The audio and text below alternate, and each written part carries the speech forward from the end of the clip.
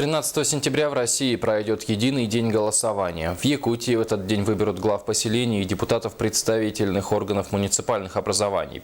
3 августа закончился важный этап выборной кампании и выдвижения кандидатов. Так, Мирнинский район полностью готов к выборам, и в районе уже сформированы участки в Айхале, Светлом, Арылахе, в Тас-Юряхе и Скальдюряхе. Продолжит тему Августа Степанова. В Айхале, Светлом, Арылахе, Тас-Юряхе и Сульдюкаре выберут глав местных администраций. Кроме того, в Садынском, Венкийском и Батобинском наслегах должны выбрать депутатов поселковых советов. Накануне завершилось выдвижение кандидатов.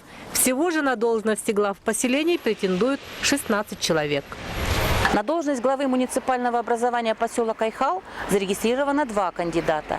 На должность глав муниципальных образований поселок Светлый и Садынский национальный и Венкийский наслег зарегистрировано по 3 кандидата.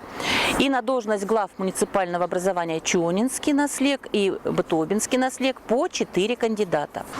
На депутатские мандаты представительных органов претендует 26 человек. Сегодня комиссии муниципальных образований работают над составлением избирательных бюллетеней, проверяют отсутствие в них ошибок, готовят информационные листы.